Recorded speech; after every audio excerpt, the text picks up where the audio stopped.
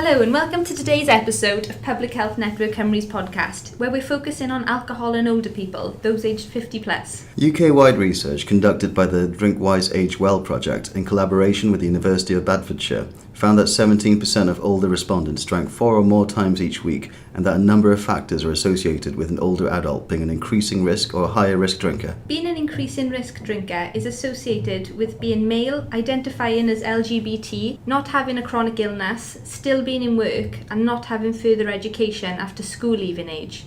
Additional factors associated with being a higher risk drinker include living alone, not having a partner, being widowed, and having a chronic illness or disability. We visited the DrinkWise Age Well offices to find out how they're addressing these issues. I'm Richard Broadway. I'm the locality manager for DrinkWise Age Well, albeit I'm employed by an organisation called DrugAid. I manage the DrinkWise Age Well programme in Wales, and it's a multi-layered integrated partnership programme. It's delivered locally by 5 delivery partners, led by DrugAid, but other partners also include Kaleidoscope, TEDS, Wakada and the Royal Voluntary Service. The programme is essentially an alcohol programme for over 50s. We have a strapline of helping people make healthier choices about alcohol as they age, but we are much more than a typical treatment service. The actual programme is big lottery funded, and we deliver that service for 5 years. But it also has 7 years worth of research attached to it. And Cwmtaf in Wales is one of 5 national demonstration areas. Why do you think that drinking in later life is such a big issue in Wales? It's been proven with some of the recent statistics that the older age group, or the older adults, is the only age group that actually increasing their drinking at the moment. We've put that down specifically to some life transitions, life changes.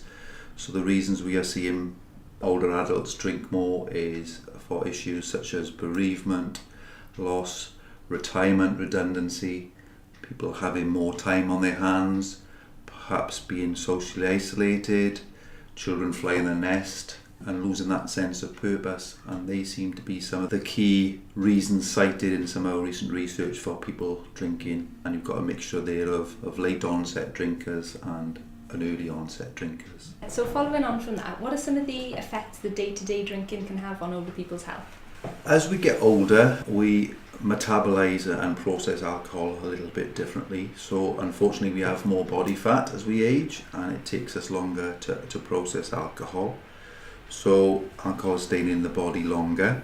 Also, as you get older, you're likely to be suffering from more sort of physical and mental health conditions, and possibly older adults are more likely to be taking medication for some of those ailments. So you're seeing a combination of things there. Also, in the older age group, the over 50s, we have people who are perhaps more prone to fall or have trips, etc.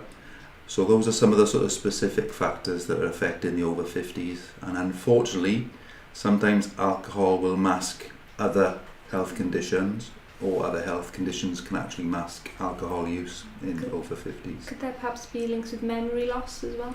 There is indeed. There's certainly things with memory loss. There's definitely an increase in alcohol-related brain damage in people. There's certainly proven or increased proven connections with things like Alzheimer's and dementia. And we know that alcohol use can be attributable to some of the sort of the more serious health issues such as cirrhosis of the liver, different types of cancer, liver and heart damage as well. And how about some of the wider aspects, so things like impacts on relationships? Again, it's proven, probably not exclusively in older adults, but some of the reasons again cited for people increasing their drinking in later life has been relationship breakdown, certainly loss of jobs, so whether that be retirement, redundancy and loss of that structure, and as I said before, children flying the nest. That certainly contributed people to drinking, and people having more time on their hands and perhaps not making healthier sort of lifestyle choices by occupying their time, perhaps turning to drink. And what we're finding with the older population is that people are drinking more at home. So it's becoming less of a social activity and something that they're doing alone and at home. So the DrinkWise Age Well programme is looking to sort of target or at least identify those hidden drinkers. Are you finding differences in social class with that as well?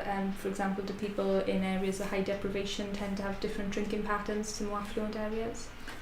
Quite possibly. I know there's an alcohol paradox out there, and some of the perhaps higher risk drinkers can be those living in more affluent areas.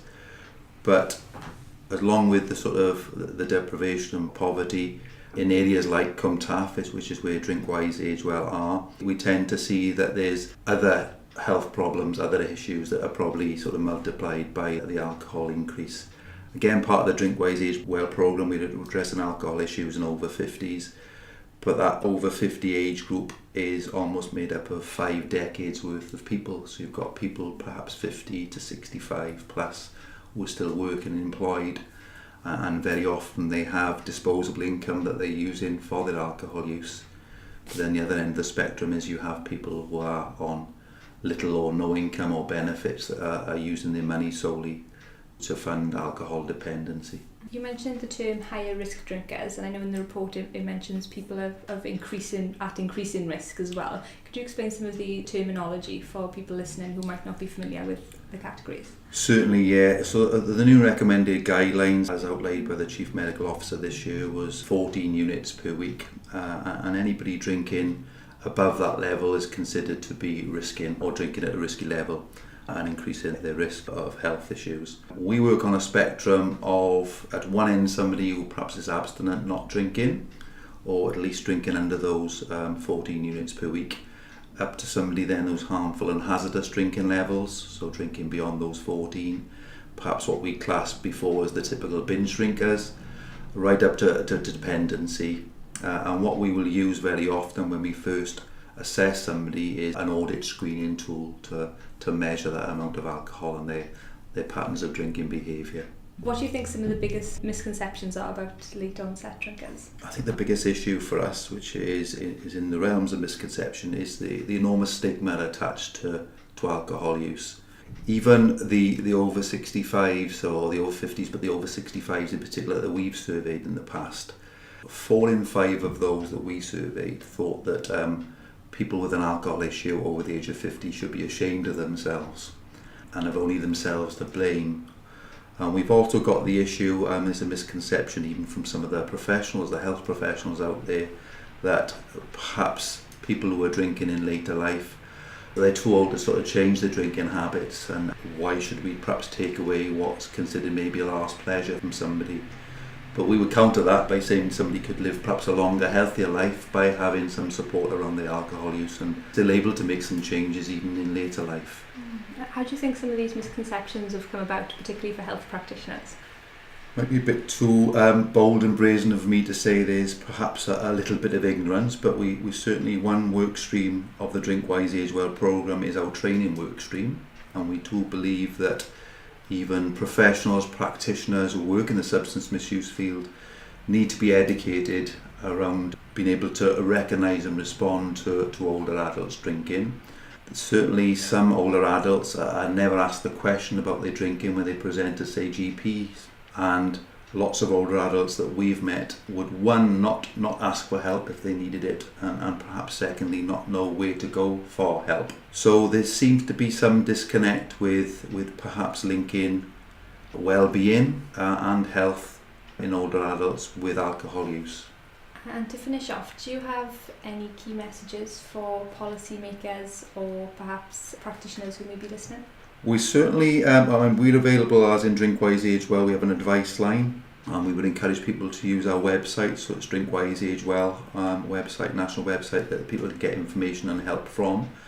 Our Drinkwise Age Well programme is quite ambitious in terms that it wants to collect a body of evidence that will hopefully influence future funding and hopefully have some influence over policy. One of our corporate partners is the International Longevity Centre that sit on various parliamentary bodies and will try and influence national decisions on alcohol use. But I think from a local perspective, we would look for area planning boards, local commissioners, people that can influence funding locally to look at specialised services for older people. The Drinkwise Age Well programme will predominantly see people at home or in a community setting, and it's not always appropriate for older adults to go into clinical settings and perhaps to receive services that are both alcohol and drug treatment services. So we're hoping that there might be some identification and some support that backs up specialised services in the future for our over 50s or older adults. Drinkwise Age Well is made up of 4 specific work streams. We have a prevention and campaign team that will communicate key messages through various media. They'll arrange public stores, deliver awareness raising workshops, deliver alcohol brief interventions, operate an advice line. They'll also recruit peer educators and work with intermediary groups supporting marginalised individuals. And our prevention and campaign team will work directly with local employers and key professionals. We've then got a second work stream which is called our resilience work stream, and that specifically looks at building resilience in individuals and in the community. We support people with life coping strategies and also help address social isolation. And this is not for just over 50s who are using alcohol, but it's a whole population approach. And we do this through a range of social skills and activities. We deliver that across various community settings in Cwmtaf. And we also deliver a 6-week programme called Live Wise Age Well that focuses on building coping strategies and resilience. And similarly in this work stream we offer a befriending service, so volunteers will engage with individuals in the community to try and get people to reintegrate into social activities. And all this is delivered around the backdrop, if you like, of creating something sustainable. So when the Drinkwise Age Well programme ends, there are people that will continue to take this forward. Our third work stream of 4 is our direct engagement and support work stream, and this is specifically supporting people who wish to reduce their alcohol use or change their drinking behaviour and maintain healthier lifestyles. So through that we deliver a range of psychosocial interventions, sometimes ourselves or sometimes in partnerships with other treatment providers or health professionals. This can be on a one-to-one basis or through mutual aid partnership groups. That support can be accessed by anybody over the age of 50, but we also support family members and concerned others who are affected by somebody else's alcohol use over the age of 50. And our final work stream is our training work stream, and that's free training delivered to professionals, practitioners, frontline staff and others. And the purpose of that work stream is to help educate people on the specific issues related to drinking in older adults, and again help people recognise and respond to risky drinking. Those 4 work streams are backed up by our research, which is led by the University of Bedfordshire, a substance misuse and ageing research team, but also delivered across Wales by the University of Glyndŵr in Wrexham. If you'd like to be involved with future episodes of this podcast, please get in touch by emailing publichealth.network@wales.nhs.uk or tweeting us at PH Network Cymru.